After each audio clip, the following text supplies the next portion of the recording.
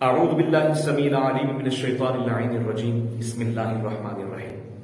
السلام علیکم ورحمۃ اللہ وبرکاتہ۔ آپ دیکھ رہے ہیں میرے یوٹیوب چینل پر میں قاری محمد اویس اسلمی، جو کہ تجوید کورس کے حوالے سے روزانہ کی محنت شاخہ کے ساتھ، شب و روز کے مطالعہ کے ساتھ، اور یہ سمجھ لیجئے کہ انتھک محنت کے ساتھ نہایت آسان سے آسان اسباب آپ تک مہیا کرنے میں کوشاں ہیں، تاکہ ناظرین کرام کو آسانی کے ساتھ اسباب جو ہے وہ سمجھ آ سکیں، کوئی کسی قسم کی سننے میں، دیکھنے میں، پڑھنے میں، سیکھنے میں کوئی دقت محسوس نہ ہو۔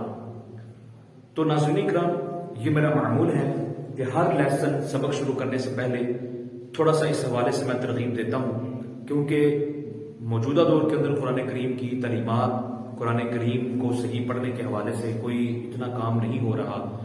ظاہر جس چیز کی کمی ہے تو اس کمی کو دور کرنے کے لیے ہی میں جو ہے وہ آپ کی خدمت میں حاضر ہوں۔ تو سب سے پہلے تو ہم اس چیز کو سمجھیں گے کہ اگر آپ کے دل میں یہ اللہ کریم نے شوق پیدا کر دیا ہے، ذوق پیدا کر دیا ہے، اور ابھی تک جو لوگ ابھی تک متوجہ نہیں ہوئے ہیں اس چیز کی طرف، دعا کرتا ہوں کہ اللہ کریم ان کے دلوں میں بھی اس چیز کا شوق اور ذوق پیدا کر دے کہ ان کو بھی علم تجوید پڑھنے کے ساتھ ساتھ قرآن کریم جو ہے وہ پڑھنے کا شوق پیدا ہو جائے۔ ظاہر ہے علم و تجوید ہی واحد ایک ایسا علم ہے جس کے ذریعے آپ قرآن کریم کو صحیح تلفظ کے ساتھ پڑھنا سیکھ سکیں گے۔ تو میری آپ سے گزارش ہے کہ مکمل لیسن دیکھیں، مکمل لیسن سنیں، ہو سکے تو اس کو سن کے، پڑھ کے، ڈسکرپشن میں جو میں لکھتا ہوں اس کو بھی دیکھ کے آپ اس کو لکھ لیا کریں، تاکہ آپ کے لیے اور میرے لیے آسانی ہو جائے، آپ کو سمجھنے میں آسانی ہو اور مجھے سمجھانے میں آسانی۔ 55 ہائے ضمیر کا ہے، ہائے ضمیر کا بیان۔ آج ہم ہائے ضمیر کی تعریف، ہائے ضمیر کی اقسام اور قرآن کریم کے کون کون سے ایسے مقامات ہیں جہاں پر ہائے ضمیر استعمال ہوئی ہے، وہ آج انشاءاللہ العزیز ہم آج کے لیسن میں سیکھیں گے۔ آپ کی توجہ کی ضرورت ہے، جب آپ توجہ کریں گے انشاءاللہ العزیز آپ کو سمجھنے میں آسانی ہوگی۔ تو آئیے سبق پڑھتے ہیں ہائے ضمیر کا بیان، ہائے ضمیر کا بیان، ہائے ضمیر کا بیان۔ کلمے کے آخر میں جو واقع ہونے والی ہائے زائدہ ہوتی ہے، آپ اکثر قرآن کریم کے کلمات پڑھتے ہیں، جب آیات مقدسہ پڑھتے ہیں تو کلمات میں استعمال ہونے والی ہا جو ہے وہ اکثر حروف کے کلمے کے آخر میں آتی ہے، تو اس کے متعلق سب سے پہلے 3 قسمیں ہیں۔ اس کی کتنی قسمیں بنے گی؟ 3۔ کلمے کے آخر میں واقع ہونے والی ہا زائدہ، کلمے کے آخر میں واقع ہونے والی ہا زائدہ کی 3 قسمیں۔ کتنی قسمیں بولیے؟ 3 قسمیں ہیں۔ نمبر 1 ہائے تانیث، نمبر 2 ہائے سکتہ، ٹھیک ہے، اور نمبر 3 ہائے ضمیر۔ 3 قسمیں ہیں جو کلمے کے آخر میں واقع ہونے والی ہا زائدہ ہوتی ہیں، اس کی 3 قسمیں ہیں۔ پہلی قسم کیا ہے؟ ہائے تانیث، دوسری ہائے سکتہ اور تیسری ہائے ضمیر۔ ہائے تانیث، ہائے سکتہ، ہائے ضمیر، یہ 3 ضمیر کی جو ہے وہ کیا ہے؟ قسمیں ہیں۔ تو سب سے پہلے آتی ہے ہائے تانیث۔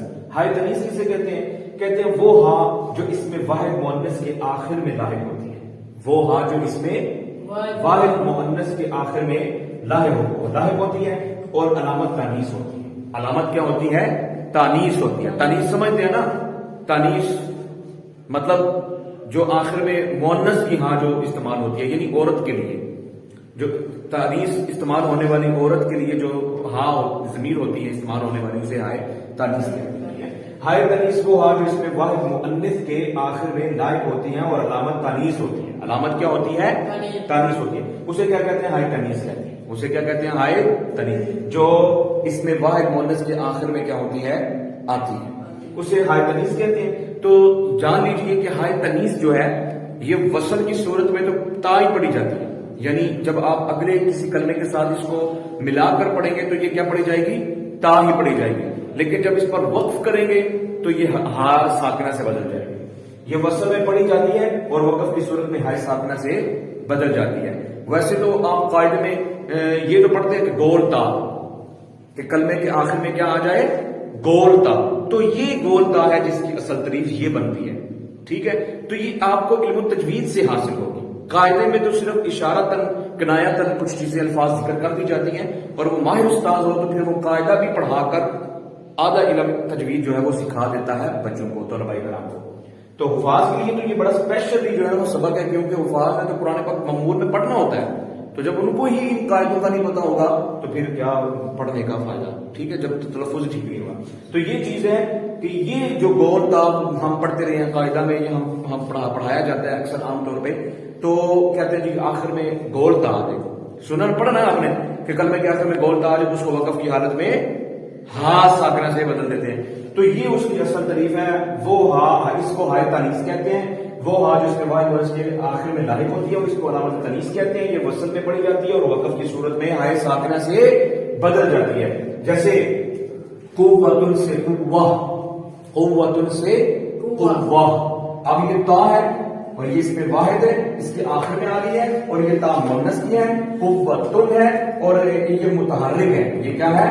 متحرک ہے، ٹھیک ہے، یہ علامت تانیث ہے، یہ علامت تانیث ہے۔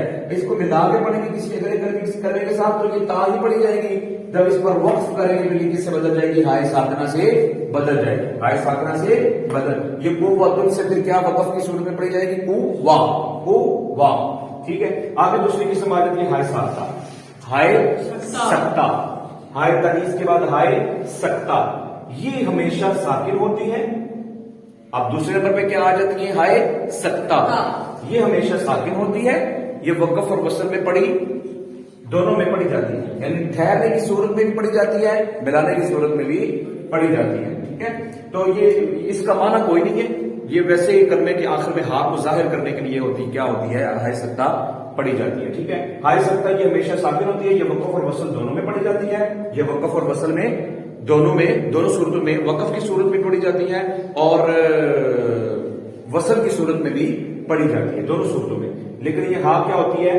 بے معنی ہوتی ہے، اس کا کوئی معنی نہیں ہوتا، صرف ہا کو ظاہر کرنے کے لیے کیا ہوتی ہے؟ آتی ہے۔ تو یاد رکھیے ناظرین کرام، جو ہائے سکتہ ہے نا، یہ قرآن کریم کے 9 مقامات پر کیا ہوئی ہے؟ واقع ہوئی ہے، 9 مقامات پر۔ نمبر 1 سورہ بقرہ، لم يتسنہ فانظر إلى طعامك وشرابك لم يتسنہ، یہ لم یتسنہ جو ہا ہے یہ کون سی؟ ہائے سکتہ ہے، ہائے سکتہ، یہ پہلی صورت۔ دوسری سورۃ الانعام، فبہداہ مقتدی، فبہداہ مقتدی، تو یہ اس میں ہائے سکتہ ہے۔ سورہ حاقہ میں جو ہے وہ 6 مقامات پر آئی ہے، کتابیہ، حسابیہ، ملاقیہ اور سلطانیہ، مالیہ، حالیہ، یہ ساری سورہ حاقہ میں جتنی جگہ پر یہ سلطانیہ، کتابیہ، حسابیہ، ملاقیہ، مالیہ یہ جو ذکر آئے ہیں یہ ساری ہائے سکتہ ہے۔ اور جو نامی کی صورت ہے وہ مقام ہے وہ سورہ القارعہ ہے اور وہ ماہیہ ہے، وما ادراک ماہیہ۔ اب ماہیہ تو ملا کے پڑھیں گے تو یہ ہا ملا کے پڑھنے میں بھی ہا ہی پڑھیں گے، ٹھیک ہے، اس کو کوئی اور حرکت نہیں دیں گے، یہ ہائے ساکنہ ہمیشہ ساکن ہوتی ہے، اس کے اوپر کوئی نیچے زیر زبر پیش حرکت کوئی نہیں ہوتی، ٹھیک ہے۔ یہ ساری یہ قرآن کریم کے 9 مقامات پر جو ہے یہ ہائے سکتہ آئی ہے۔ تو ناظرین کرام، آج کا ہمارا لیسن کمپلیٹ ہو گیا، لیسن نمبر 55 ہائے ضمیر کا بیان، کلمے کے آخر میں واقع ہونے والی ہائے زائدہ کی 3 قسمیں ہیں، ہائے تانیث، ہائے سکتہ، ہائے تانیث کی ڈیفینیشن، ہائے سکتہ کی ڈیفینیشن، ساری تفصیل جو ہے اور ان کی مثالیں کہاں کہاں قرآن پاک میں واقع ہیں وہ میں نے آپ تک پہنچا دی ہیں۔ نہایت آسان سا سبق ہے، اس میں کوئی مشکل والی بات نہیں ہے، آپ نے اس کو سیکھنا ہے، یاد کرنا ہے اور قرآن کریم میں جہاں پر مقام پر آ جائے وہاں پر یہ ہائے سکتہ اور ہائے تانیث کا کیا کرنا ہے؟ قاعدہ لگا کے پڑھنا ہے۔ انشاءاللہ عزیز اگلے لیسن میں ملاقات ہوگی، اور جو تیسری قسم اس کی رہ گئی ہے ہائے ضمیر، وہ لیسن نمبر 56 کے اندر انشاءاللہ عزیز آپ کو دیکھنے میں ملے گی۔ جیسے کہ میں نے نیچے تیار کر بھی لیا ہوا ہے، وہ ویڈیو کی زیادہ لمبا ہونے کی وجہ سے میں اس کو شارٹ کرتا ہوں تاکہ زیادہ سے زیادہ ہو سکے چھوٹی ویڈیو آپ تک سننے میں، دیکھنے میں آپ کو پریشانی نہ ہو، آپ اس کو کیا کر سکیں، ایزیلی سن سکیں۔ مجھ نہ چیز کو، مجھ خاک کے ذرے کو اپنی دعاؤں میں یاد رکھیے، انشاءاللہ اگلے لیسن میں ملاقات ہوگی۔ اللہ حافظ، السلام علیکم ورحمۃ اللہ وبرکاتہ۔